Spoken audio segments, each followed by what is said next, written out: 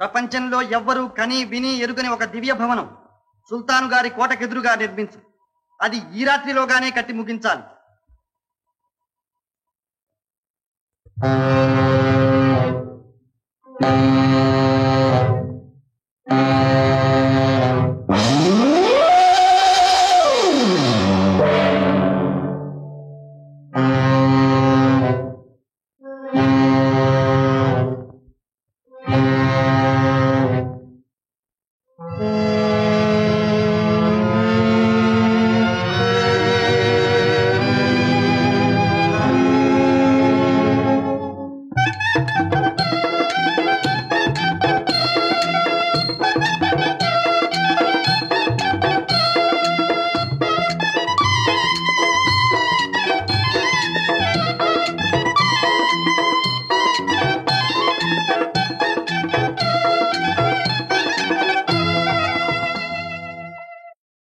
అమ్మాయి రోషనారా, నీవు ఇలా ఎప్పుడు చూసినా మనసు అంతా అతని మీద పెట్టి కూర్చుంటే ఎలాగా? ఆ వెర్రి వెంగళప్ప మీద భ్రమ ఇప్పటికైనా విడుతుంది. అలాగే బాబా. ఏడు ఎర్రగా బుర్రగా ఉన్నాడని ఆశిస్తే ఎర్ర తేలులాగా బాధిస్తున్నాడు. తప్పకుండా నా మనసు మార్చుకుంటాను బాబా. మార్చుకో తల్లి, మార్చుకో.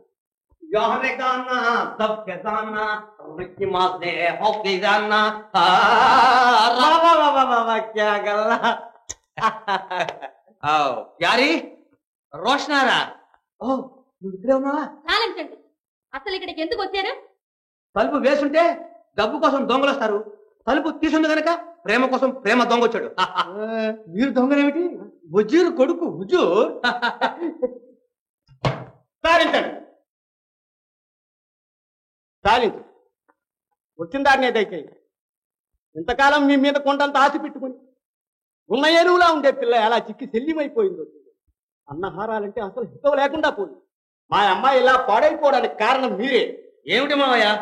మామయ్య గీమయ్య అని వరుస పెడుతున్నాడు నా తండ్రి. వరుస. అసలు నేను యాస్మిని ప్రేమించాను, మధ్యన అల్లావుద్దీన్ వచ్చి ఎత్తుకెళ్ళిపోయాడు. అప్పటి నుంచి నా ప్రేమని మార్చుకున్నాను. ఇక్కడి నుంచి నా రోషనారా, నా బీబీ, నా వదినా. ఇలాంటి ప్రేమ నాకు వద్దు. మా అమ్మాయికి తగ్గ వరకు లభించాడు. ఎవరు? మా తాత తాత ముత్తాత తాత తాత ముత్తాత మీ అల్లుడు. అవును. పళ్ళున్నాయా? బతికే ఉన్నాడా? రేపు వచ్చి చూడండి. వేడి వేడి వేడి.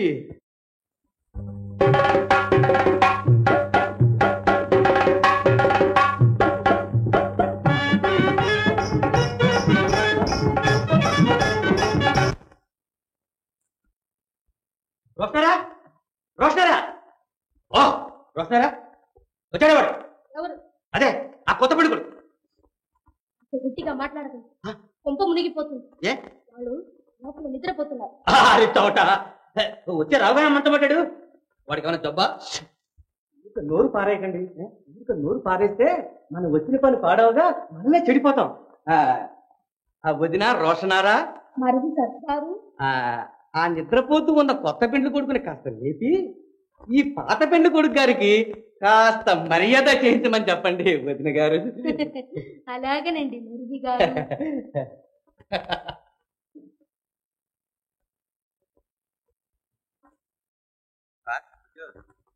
వాడి ఇంట్లో ఉండగా మనం ఇంత దర్జాగా కాలు మీద కాలేసి కూర్చున్నామే, వాడు ఒకవేళ ఫైల్వాన్ అయి ఉంటే మనల్ని తంతాడేమో. హుజూర్ ఆగు. అది కాదు హుజూర్, మనం ఎందుకు తొందరపడాలి? వాడు కస్సుబుస్ అంటే మనం తగ్గిపోదాం. వాడు తగ్గిపోతే మనం హెచ్చిపోతాం. హుజూర్, ఈ కత్తిపోట్లకి, కర్ర దెబ్బలకి, ఈ కాళ్ళు ఎరగటానికి, ఈ మొత్తానికి కారణం ఏమంటారు? ప్రేమ్. ప్రేమ్.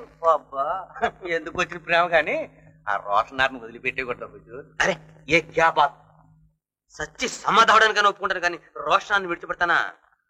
రోషనారా అమ్మారా, అమ్మారా. అరే ఏ క్యా బాత్ తుమారా. యారా అరే సక్టర్, రోషనార్ అని పిలుస్తున్నా. కూర్చోండి కూర్చోండి. మిమ్మల్ని కాదు, వాడిని కొత్త పెట్టి పడుకుని.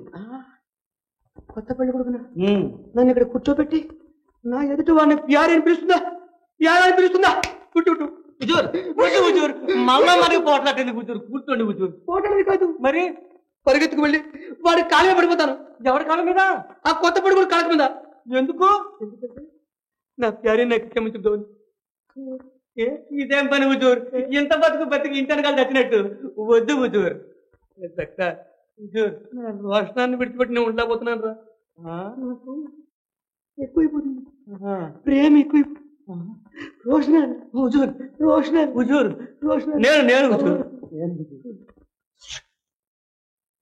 ఆ కుర్ర సన్యాసితో మాట్లాడడానికి వీల్లేదు. రేపు రమ్మన్. అరే సత్తా హుజూర్ చూసారా నా అంతటి వాడిని పెట్టుకుని ఎంత మాట్లాడుతున్నాడు? కుర్ర సన్యాసి. అది కాదు హుజూర్, మిమ్మల్ని వాడు ఎక్కడో చూసుంటాడు. లేకపోతే ఇంత తేలిగ్గా సన్నాసి అంటాడా? అరే ఏ క్యాబా నన్నే సన్యాసి అంటున్నావు? నేను కాదు హుజూర్. అదేం బాగలేదండి. వాళ్ళు మీకోసం కాచు కూర్చున్నారు. వెళ్ళండి. ఆ చొక్కా, ఆ టోపీ ఇలా కత్తి అంటున్నాడే. హుజూర్ ఎందుకైనా మంచిది ఒక కాలు గుమ్మంలోనే పెట్టి సిద్ధంగా ఉందాం హుజూర్. అవును సత్తా హుజూర్, వీడి హడావుడు చూస్తే ఇంతకు ముందే పెళ్లి అయిపోయిందేమురా. మనకు తెలియకుండా ఎట్లా పెళ్లి అయింది హుజూర్? లేకపోతే ఎంత పెద్దగా హడావుడు ఎందుకు చేస్తున్నాడు రా? వీడిని చూస్తుంటే నాకే భయం వేస్తుందిరా. అవును హుజూర్, ఆవిడ అసలైన తల్లిపాలు తాగి శిస్తలైన మనిషిలాగా మాట్లాడుతున్నాడు. మనం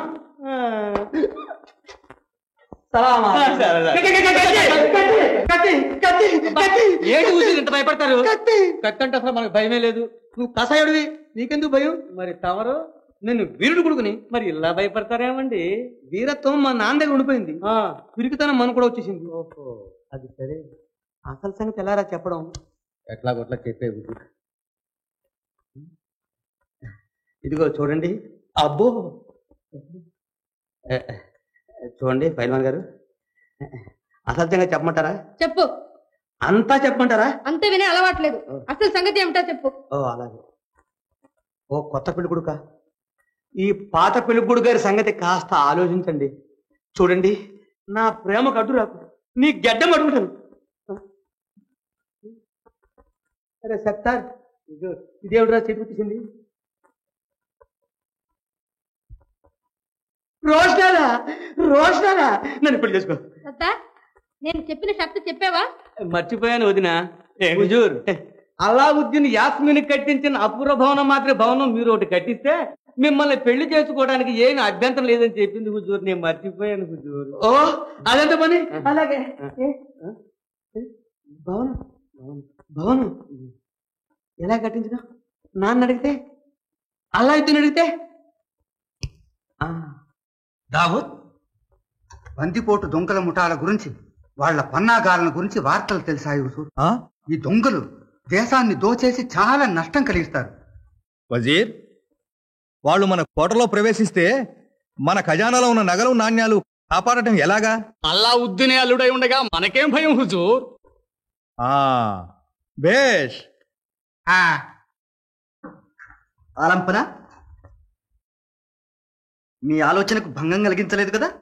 లేదు అల్లావుద్దీన్, దేశంలో దొంగలు ప్రవేశించారని వింటున్నాం. వాళ్ళకి బుద్ధి చెప్పడానికి తగిన వాళ్ళు ఎవ్వరా అని ఆలోచిస్తున్నాం. తిండి కోసమేగా వాళ్ళు దేశాన్ని దోచుకుంటున్నారు.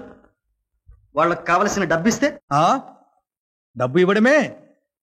నా ప్రాణం ఉండగా ఆ పని ఎన్నటికీ జరగదు. సరే, ఆ బాధ్యత నాకు వదలండి, నేను చూస్తాను. సరే, నీ ఇష్టం.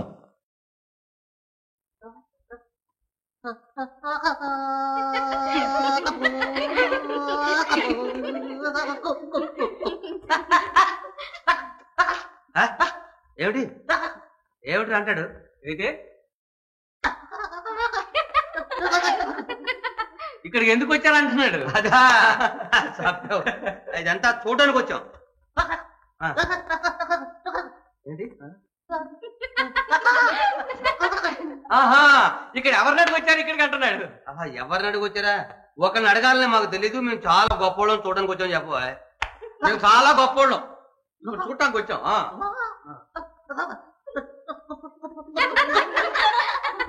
నీకన్నా గొప్పండి నేను అంటున్నాను. అలాగా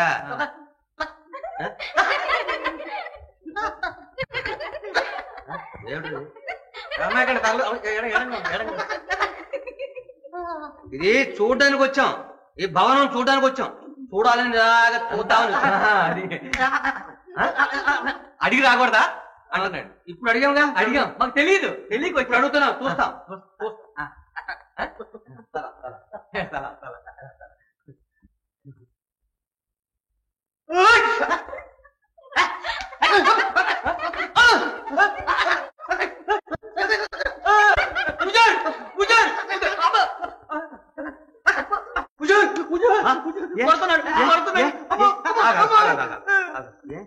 ఏం లేదు, ఊరికే కొడుతున్నాడు. చూస్తున్నాను, అటు ఇటు కొడుతున్నాడు.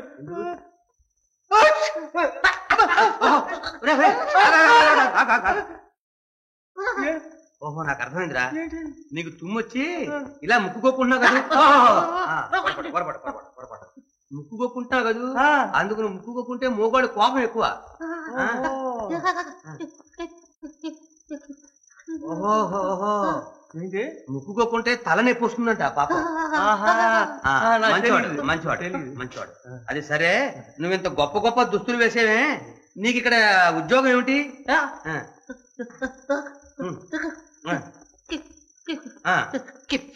ఓహో, మీసాలు తిప్పుకుంటూ కర్ర పెత్తనం. అబ్బా, తల నొప్పి వస్తుంది.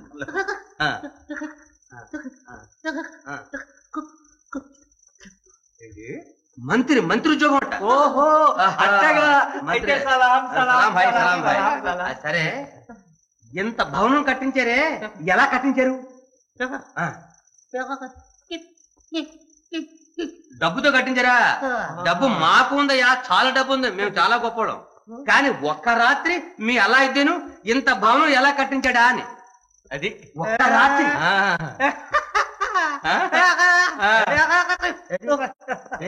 అర్థమైందా?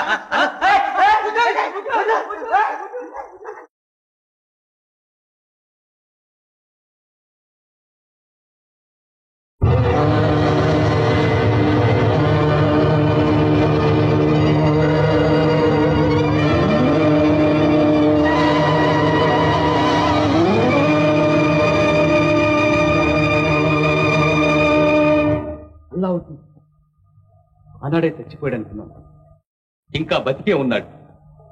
అద్భుత దీపం కూడా వాడి చేతిలోనే ఉంది.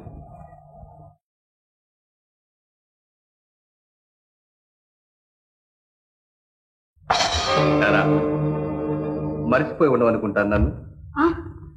మీరా? అవును సారా, నీ కర్తవ్యం నెరవేర్చడానికి తరుణం సమీపించింది. వెళ్ళు, ఆ అద్భుత దీపం తీసుకురా. నా వల్ల కాదు, నా వల్ల కానే కాదు. నేను అలాంటి ద్రోహం చేయలేదు. చేయగలవు, చెయ్యాలి, చేసి తీరాలి. లేదా వస్తా.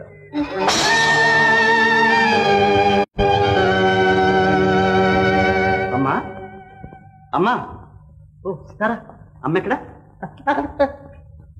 ఏనాయనా అర్థం కావడం లేదే. అమ్మా, దేశంలో బందిపోటు దొంగలు ప్రవేశించడం చేత వాళ్లను వెంటనే వెళ్ళగొట్టవలసిందిగా సుల్తాన్ ఆజ్ఞాపించారు.